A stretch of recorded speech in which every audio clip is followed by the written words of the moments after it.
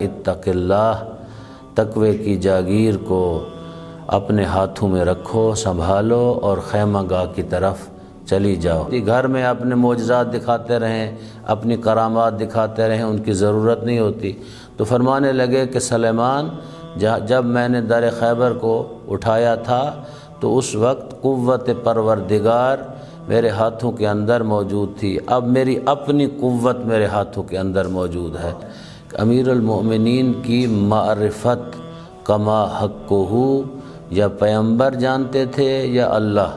سورہ بقرہ جس کی ہم تلاوت مسلسل کر رہے ہیں، اس کے آغاز میں، کیونکہ آغاز بسم اللہ الرحمن الرحیم سے ہوتا ہے ہر سورہ کا، اللہ کے مبارک نام سے جو رحمان اور رحیم ہے، الف لام میم حروف مقطعات میں سے ہیں۔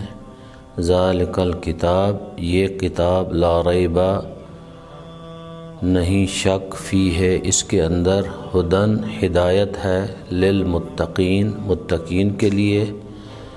متقین کون ہیں؟ الذین یؤمنون بالغیب، وہ لوگ جو غیب پہ ایمان رکھتے ہیں، ویقیمون الصلاۃ، نماز کو قائم کرتے ہیں، ومما رزقناہم ینفقون، اور اللہ کی دی ہوئی چیزوں میں سے جو اللہ نے رزق کے طور پر دیا ہے انفاق کرتے ہیں۔ والذین یؤمنون بما انزل الیک، اور یہ وہ ہیں جو ایمان رکھتے ہیں جو کچھ پیغمبر کی طرف نازل کیا گیا ہے، وما انزل من قبلک، جو ان سے پہلے رسولوں کے اوپر نازل کیا گیا ہے، وبالآخرۃ ہم یوقنون، اور آخرت کے ساتھ یقین رکھتے ہیں یا آخرت پہ یقین رکھتے ہیں۔ اولئک علی ھدی من ربہم، یہی لوگ اللہ کی طرف سے ہدایت کے اوپر ہیں یا ہدایت یافتہ ہیں۔ واولئک ھم المفلحون، اور یہی لوگ فلاح پانے والے اور کامیاب ہیں۔ ان الذین کفروا، وہ لوگ، تحقیق وہ لوگ جنہوں نے انکار کیا، سواء علیہم، برابر ہے، اانذرتہم ام لم تنذرہم، آپ انہیں انذار فرمائیں یا نہ فرمائیں، ڈرائیں یا نہ ڈرائیں، لا یؤمنون، ایمان لانے والے نہیں ہیں۔ آج کی جو آیت ہے اس کے وہ الفاظ جن کا قرآن حکیم میں تکرار نہیں ہے، تو ان الفاظ میں سے پہلا لفظ کیا ہے؟ خاتمہ، اس کے معنی ہے اس نے مہر لگائی۔ خاتمہ، اس نے مہر لگائی، قرآن حکیم میں 3 مرتبہ آیا ہے۔ علی کے معنی ہے پر یا اوپر، خلاف کے معنی میں بھی علی آتا ہے، کبھی کبھی کسی کے خلاف بات ہو تو اس کے معنی میں بھی علی آتا ہے۔ یہ 365 مرتبہ قرآن حکیم میں آیا ہے۔ قلوبہم، ان کے دل، یہ 68 مرتبہ قرآن حکیم میں آیا ہے۔ سمعہم، ان کی سماعت، ان کے کان، یہ 5 مرتبہ قرآن حکیم میں آیا ہے۔ ابصارہم، ابصارہم، ان کی بصارت یا ان کی نظر، ان کی بینائی، یہ قرآن حکیم میں 14 مرتبہ آیا ہے۔ غشاوہ، غشاوتوں، غشاوہ کے معنی ہے پردہ، ڈھکنا۔ لہم، یہ 2 مرتبہ آیا ہے غشاوہ قرآن حکیم میں۔ لہم، یہ کیا ہے؟ کثرت سے قرآن حکیم کے اندر آیا ہے۔ عذاب، عذاب، لہم کے معنی ہے ان کے لیے، ان کے لیے، یہ کثرت سے آیا ہے۔ عذاب، عذاب، سخت سزا، 264 مرتبہ قرآن حکیم میں آیا ہے۔ آج کا جو آخری لفظ عظیم، بڑا عظمت والا، یہ 85 مرتبہ قرآن حکیم کے اندر آیا ہے۔ آج کی آیت کا ترجمہ ختم اللہ علی قلوبہم، اللہ تعالیٰ ایسے لوگوں کے دلوں کے اوپر علی قلوبہم، ختمہ مہر لگا دیتا ہے اللہ علی قلوبہم، ان کے دلوں پر، وعلی سمعہم، ان کی سماعت پر، سننے والی طاقت کے اوپر بھی، وعلی ابصارہم غشاوۃ، اور ان کی آنکھوں کے اوپر اللہ پردہ ڈال دیتا ہے، وَلَهُمْ عَذَابٌ عَظِيمٌ، ان کے لیے ہے عذاب عظیم۔ اب آپ لوگوں سے ایک بات ہو سکتا ہے آپ کو پتہ ہو، مولانا تشریف فرما ہیں، ان کو یقیناً پتہ ہوگا، پہلے جو لفظ ہیں ختم اللہ علی قلوبہم وعلی سمعہم، یہاں خاتم کا لفظ اللہ نے استعمال کیا ہے، مہر کا۔ پھر اس کے بعد وعلی ابصارہم، یہاں غشاوہ کا لفظ استعمال کیا ہے، پردے کا۔ اس کی وجہ یہ ہے، وہاں خاتم کا لفظ اس لیے کیا ہے کہ دل جو ہے اس کا ہر طرف سے رابطہ ہوتا ہے، دل کا، اور کیا ہے سماعت کا بھی ہر طرف سے رابطہ ہوتا ہے۔ یہ نہیں ہے کہ دل ایک طرف سے کسی چیز کو جانچ سکتا ہے، پرکھ سکتا ہے، دوسری طرف سے نہیں۔ یہاں بیٹھے ہیں سینکڑوں میل دور بھی دل جو ہے آپ کا کسی کے لیے دھڑکتا ہے، ماں ہے دور بیٹھی ہے، باپ ہے دور ہے، بہنیں ہیں، بیٹیاں ہیں، ان کے لیے۔ اسی طرح سننا جو ہے، سماعت بھی کسی ایک جہت کی محتاج نہیں ہے، جس طرح دل جو ہے کسی جہت کا محتاج نہیں ہے، سماعت بھی نہیں ہے۔ اس لیے لفظ خاتم کا استعمال کیا ہے اللہ نے، کہ مہر لگا دینا یعنی سکہ بند کر دینا، پھر وہ کہیں سے دیکھ ہی نہیں سکتا، کہیں سے سن ہی نہیں سکتا، کہیں سے کسی کو چاہ ہی نہیں سکتا۔ لیکن جب وہاں آگے آنکھوں کا تذکرہ آیا ہے تو وہاں غشاوہ کہا ہے، کیونکہ آنکھیں ایک طرف دیکھ سکتی ہیں، آنکھوں کی قوت اتنی نہیں ہے کہ آنکھیں آپ یہاں بیٹھے ہیں تو علی پور میں بھی آنکھیں دیکھتی ہوں، یہ نہیں ہو سکتا۔ اس لیے لفظ غشاوہ اللہ تعالیٰ نے لگایا ہے۔ اور جو لوگ یہ بھی عقیدہ رکھتے ہیں کہ ائمہ معصومین علیہم السلام و انبیاء علیہم السلام یعنی یہاں بیٹھے ہیں تو ہر جگہ پہ دیکھ سکتے ہیں، ہر وقت نہیں دیکھ سکتے، جب اللہ چاہتا ہے انہیں یہ قوت عطا کرتا ہے، وہ دیکھتے ہیں، کیونکہ اللہ جس کو چاہے جب چاہے، وہ ہمیں یہ قوت اللہ نہیں دے سکتا، کیونکہ ہم عصمت والے درجے پہ نہیں ہیں، تو نہ ہو سکتے ہیں۔ معصوم ہوتا ہے، لہٰذا معصوم کو جب ضرورت محسوس ہوتی ہے اللہ اس طرح کی چیزیں ان کو عطا کرتا ہے، دیتا ہے۔ خود امیر المؤمنین علی ابن ابی طالب کہ وہ جو واقعہ جو ہے، جب سلیمان فارسی نے حضرت سے پوچھا کہ یا علی آپ کی مجھے سمجھ نہیں آتی، امیر المؤمنین علی ابن ابی طالب، یہ کوئی فضائل کا جملہ نہیں ہے، یہ بھی ایک ایسا جملہ ہے، اس کو ہمیں سب کو یاد کرنا ہے کہ امیر المؤمنین کی معرفت کما حقہ، یا پیغمبر جانتے تھے یا اللہ رکھتا تھا، کما حقہ معرفت علی کسی بندے کے پاس نہیں تھی، چاہے سلیمان محمدی تھے یا باقی صحابہ کرام تھے، ان کو کما حقہ ان کی معرفت نہیں تھی۔ کما حقہ معرفت تھی تو پیغمبر گرامی اسلام کو یا خالق کائنات جس نے اس شخصیت کو خلق فرمایا، تو پوچھا یا علی آپ کی سمجھ نہیں آتی، کبھی تو درخیبر آپ اٹھا لیتے ہیں اور کبھی جو کی روٹی اپنے گھٹنے پہ توڑتے ہیں تو ٹوٹتی نہیں۔ حضرت مسکرائے، یعنی میں یہ دلیل دینا چاہتا ہوں، کبھی کسی کو یعنی یہ خدشہ پیدا نہ ہو جائے کہ خدا نخواستہ کہ ائمہ معصومین علیہ السلام یہ چیزیں نہیں رکھتے، قوت پروردگار سے ہر چیز رکھتے ہیں، اور کبھی کبھی وہ الہی طاقت یہ نہیں ہے کہ خدا نخواستہ ان سے سلب ہو جاتی ہے، وہ وہاں استعمال کرتے ہیں جہاں الہی کام ہوتے ہیں، جہاں اللہ ان سے وہ کام لینا چاہتا ہے۔ جو اپنے کام ہیں، ذاتی گھر کے کام کرتے ہیں، وہاں وہ چاہیں تو استعمال کریں، لیکن وہاں استعمال کرنے کی ضرورت نہیں ہوتی۔ گھر میں اپنے معجزات دکھاتے رہیں، اپنی کرامات دکھاتے رہیں، ان کی ضرورت نہیں ہوتی۔ تو فرمانے لگے کہ سلیمان، جب میں نے در خیبر کو اٹھایا تھا تو اس وقت قوت پروردگار میرے ہاتھوں کے اندر موجود تھی، اب میری اپنی قوت میرے ہاتھوں کے اندر موجود ہے۔ تو لہٰذا امیر المؤمنین یا ائمہ معصومین علیہم السلام، کیونکہ یہ آیت کا لفظ ہے غشاوہ، کسی کے ذہن میں یہ نہ رہے کہ پھر وہ تو دیکھ سکتے ہیں، یعنی اللہ نے قرآن میں جب کہا ہے غشاوہ پردہ، تو اس کا مطلب یہی ہے کہ آنکھیں محدود دیکھتی ہیں، جب بھی دیکھتی ہیں محدود دیکھ سکتی ہیں، دوری تک آنکھیں نہیں دیکھ سکتی۔ ہاں جب اللہ چاہے کسی اپنے خاص بندے کو یہ قوت عطا کر دے تو اس کی آنکھیں ہر طرف دیکھتی ہیں۔ اب آپ حدیث کوئی ایک بندہ پڑھے انشاءاللہ تو پھر ہم آگے چلتے ہیں۔ بسم اللہ الرحمن الرحیم۔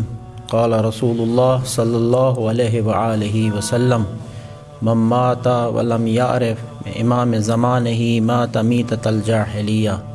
رسول خدا صلی اللہ علیہ وآلہ وسلم نے فرمایا کہ جو شخص اپنے وقت کے امام کی معرفت کے بغیر مر گیا، اس کی موت ایسے ہے جیسے جہالت اور گمراہی کی موت مرا ہو۔ صلی اللہ محمد حدیث نبوی جو کہ مولانا نے تلاوت فرمائی، من مات ولم یعرف امام زمانہ مات میتۃ الجاہلیہ، تو معرفت، جیسے میں نے ابھی عرض کیا ہے، معرفت ضروری کیوں ہے؟ جب کسی شخصیت اور کسی ہستی کو آپ مانتے ہیں تو اس کی معرفت بھی ہونی چاہیے۔ اگر اس کی معرفت آپ کو نہیں ہے تو ماننے کا وہ آپ کو فائدہ بھی ہونے والا نہیں ہے، کیونکہ جب کسی کو کما حق کو ہو آپ جانتے نہیں تو پھر مانیں گے بھی ویسے ہی جتنا آپ جانتے ہیں۔ جب کما حق کو ہو اس کو جانیں گے، پھر اس کو اسی طرح مانیں گے جس طرح وہ شخصیت ہے۔ کما حق کو ہو ان کی معرفت کی یعنی حصول کے لیے ہمیں کوشش کرنی چاہیے۔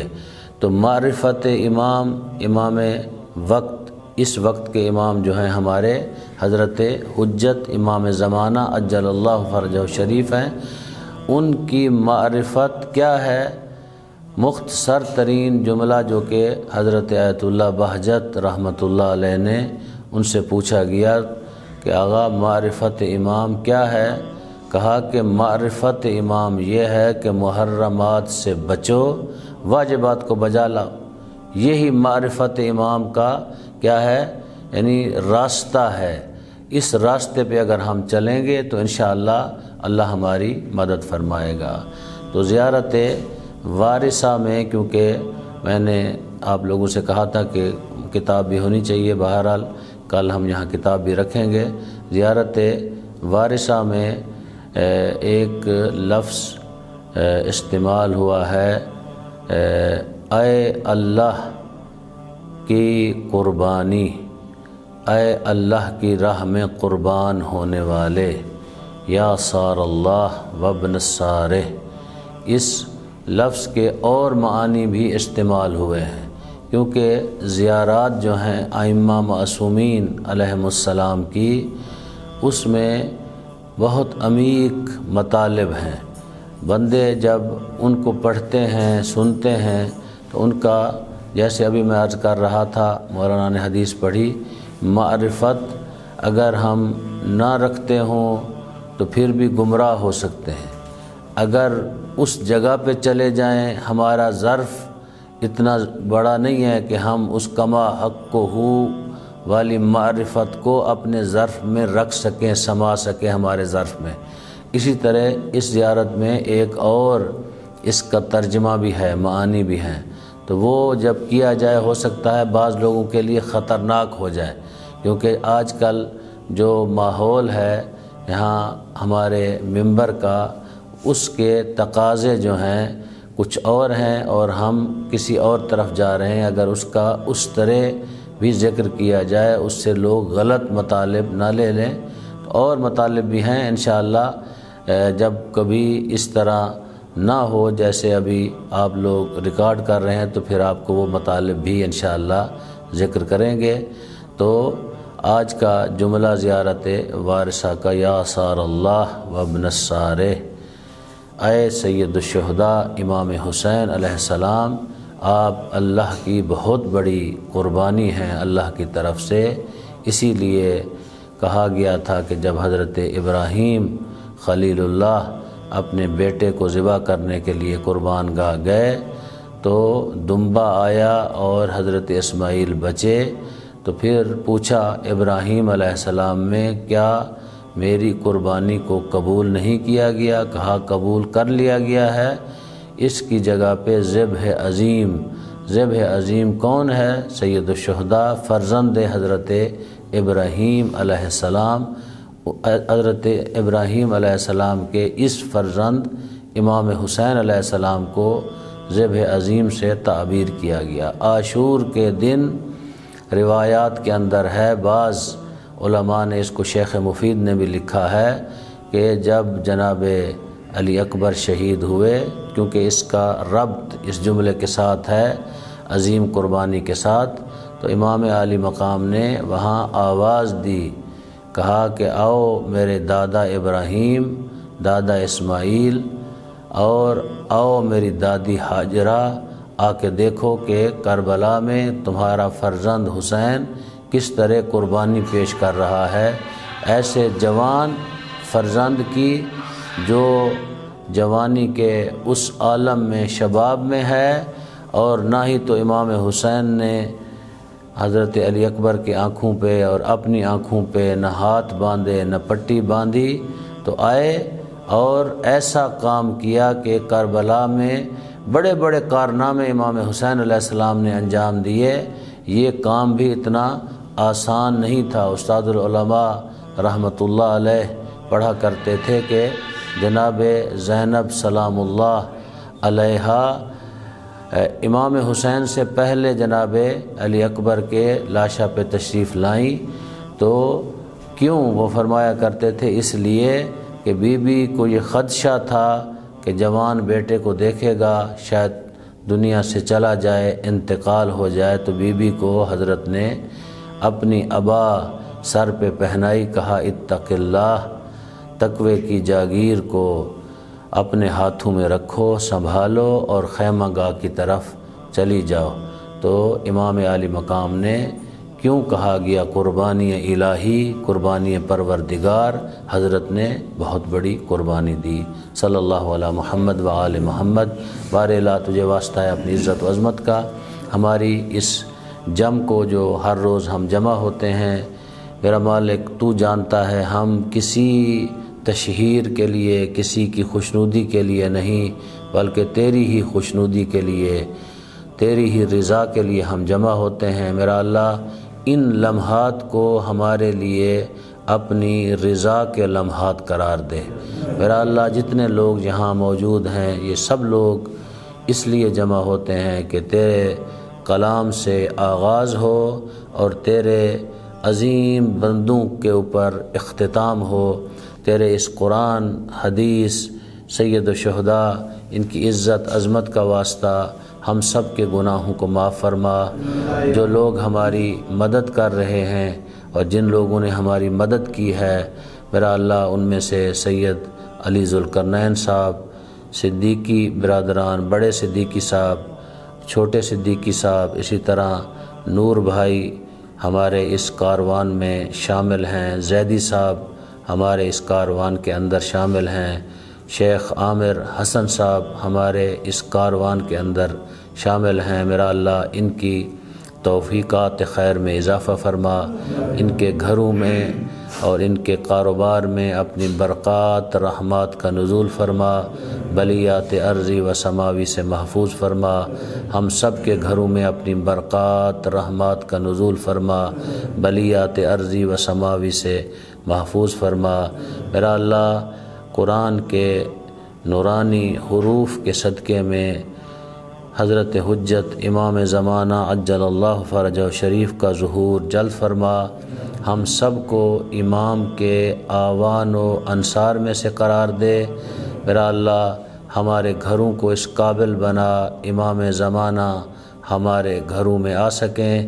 میرا مالک تجھے واسطہ ہے اپنی عزت و عظمت کا، جن حضرات کا میں نے تذکرہ کیا ان کے مرحومین مرحومات کو جوار رحمت میں جگہ عطا فرما، ہم سب کے مرحومین مرحومات کو جوار رحمت میں جگہ عطا فرما۔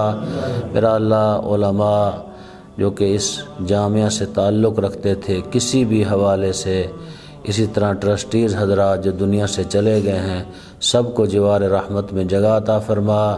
میرا مالک جو ہمارے ملازمین دنیا سے چلے گئے ہیں، بہت سارے ہم سے بچھڑ گئے ہیں، خصوصاً ابھی تازہ آغا شاہ صاحب، ان سب کو جوار رحمت میں جگہ عطا فرما۔